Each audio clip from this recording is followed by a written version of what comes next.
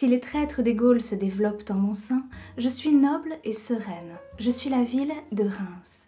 Un peintre facétieux du nom de Fujita jeta, fou amoureux, son dévolu sur moi.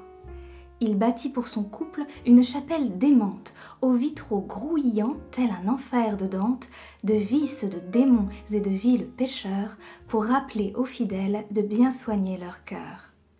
D'orgueil cependant, l'artiste ne manquait pas.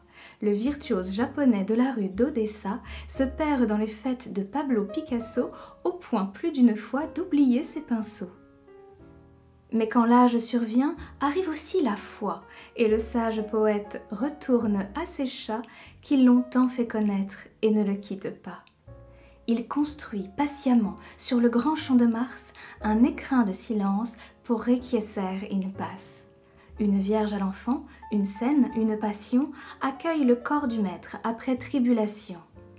Sous la dalle de pierre auprès de son épouse repose Tsuguharu dans le suaire de sa blouse.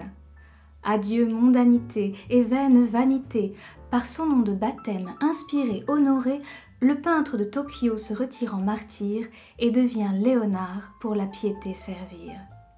Plusieurs fois chevalier, mais sa plus belle croix est bien celle qu'à la chaux il esquisse de ses doigts.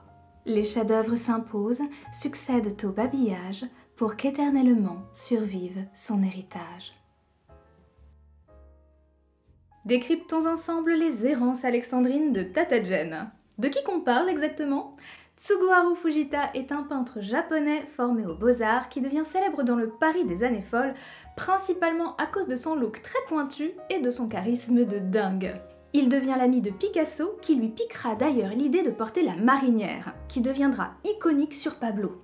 À l'époque, Fujita est seulement connu par son nom de famille et il promène sa petite coupe à la Mireille Mathieu et ses petites lunettes à la Harry Potter partout dans les soirées branchées de Montparnasse. Car dans son atelier, Fujita c'est surtout un bourreau de travail qui aiguise son style où se mêlent l'Orient et l'Occident. Il s'intéresse à tous les supports avec une prédilection thématique pour les chats et les enfants.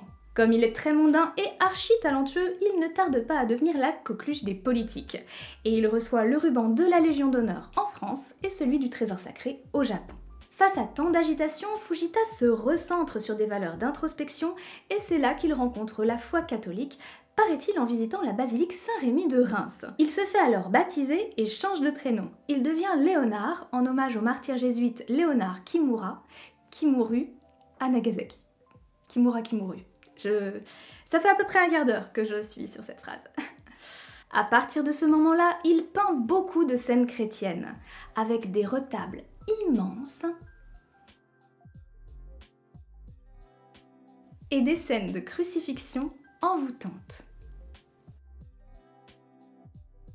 Question destin macabre, Fujita meurt à Zurich d'un cancer, mais il est inhumé à Reims, avant d'être exhumé et enterré dans un cimetière de l'Essonne, près de sa dernière demeure atelier.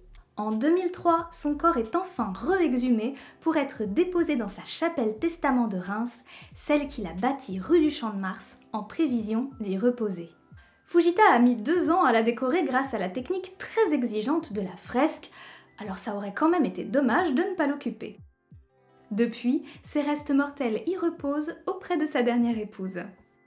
Si vous allez à Reims, je vous conseille la visite de cette petite merveille, à compléter par un petit tour au musée des Beaux-Arts qui présente des œuvres majeures de l'artiste. J'espère que cette petite parenthèse poético-macabre vous aura plu. Quant à moi, je vous retrouve très bientôt pour de nouvelles aventures archéologiques et d'ici là, restez vivants!